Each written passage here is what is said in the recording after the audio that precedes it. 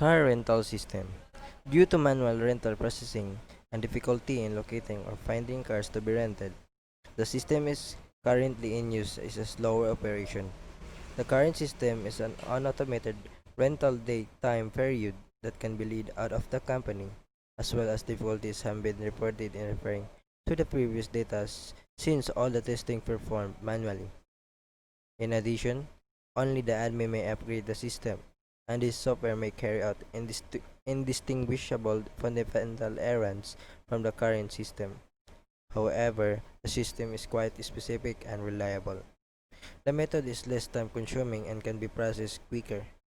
The system is a standalone system, so renting a car with quick transaction and data accuracy and automated processing does not require an internet. So here's the business rule.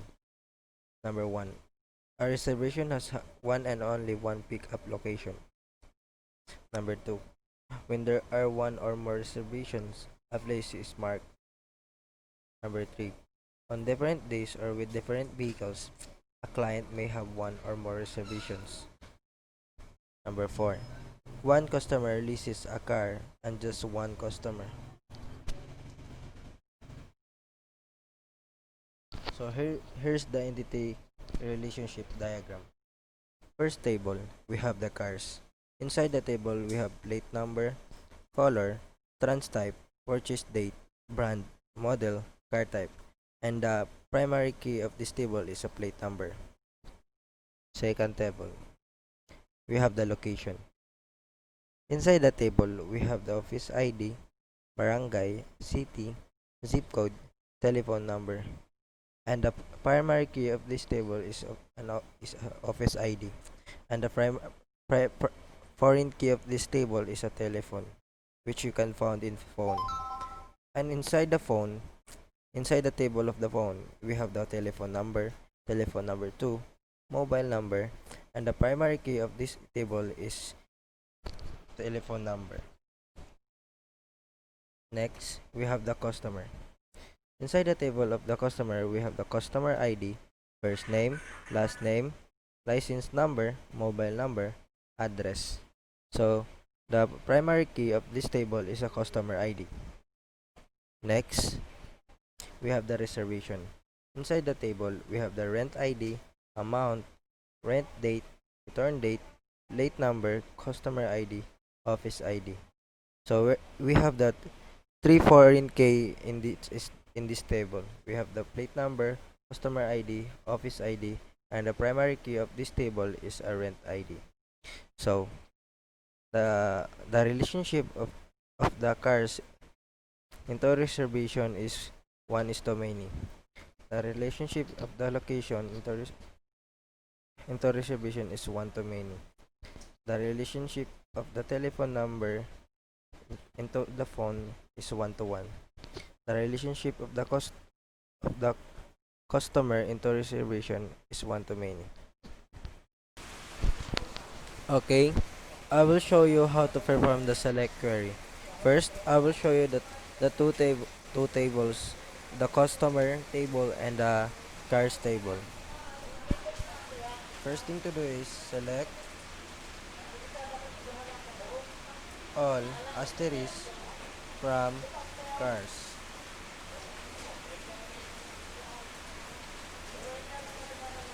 Next, let me show you the table of customer. Select asterisk from customer.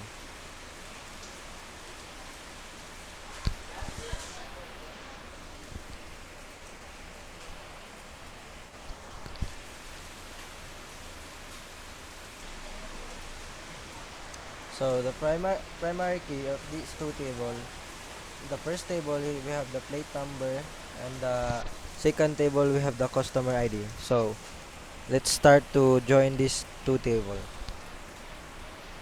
Select asterisk or all from customer,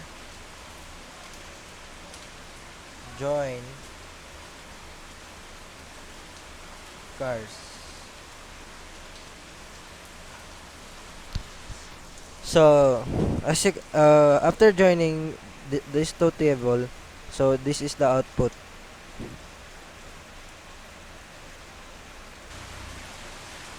And now let's perform the insert query. First, let me show you the attributes of my customer table. Describe customer.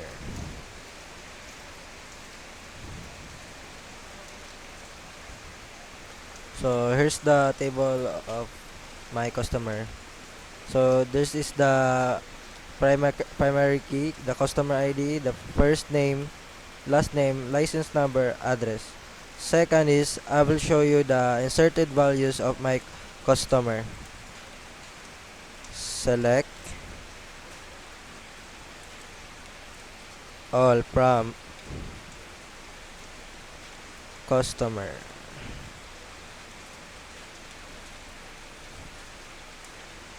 So here's the inserted values of my customer table. Address Purok, Bagyang, San Miguel, Tandag City. So the name of the customer, J. Mark Dableo, J. R. Cabanya, James Silagan, and their license number. And now, I will insert a new data of my customer. Insert into customer values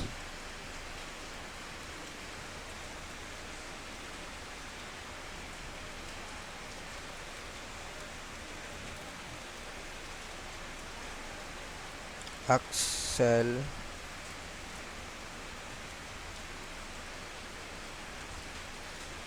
Amugis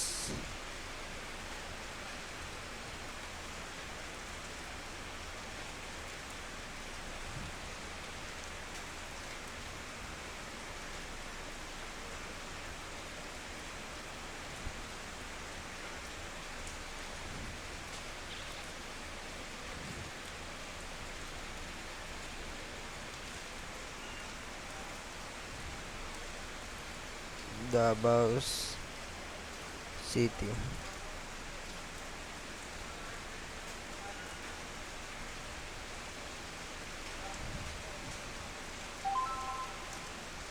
Okay. Now let us know if the new new data had been added into the customer table. Select asterisk from customer.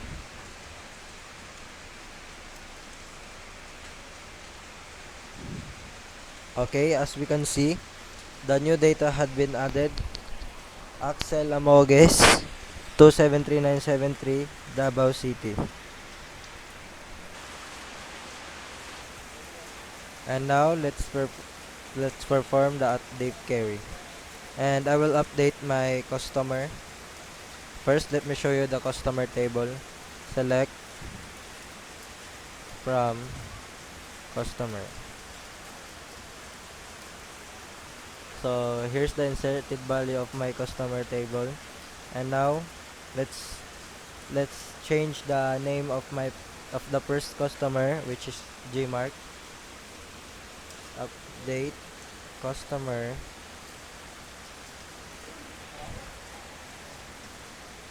set first name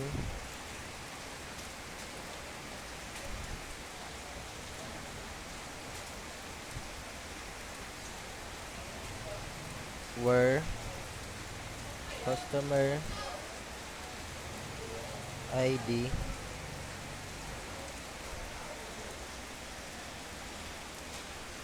so let's now check if the name has been updated. Select asterisk from customer. So as you can see, the first name of the customer has been changed. So that's all. Okay, now let's perform the delete query. And I will delete a customer in my customer table. First, let me show you the inserted values in my customer. Select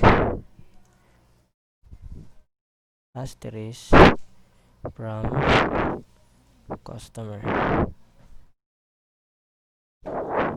So here are the inserted values in my customer. And let's delete the customer, the Christian Kaalim. Delete from customer where customer ID, the ID of the customer.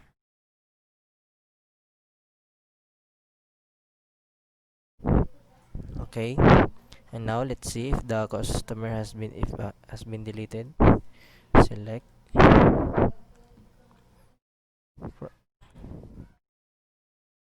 from customer. Okay, as you can see, the Christian Kaalim has been deleted, and that's for the delete query. Thank you.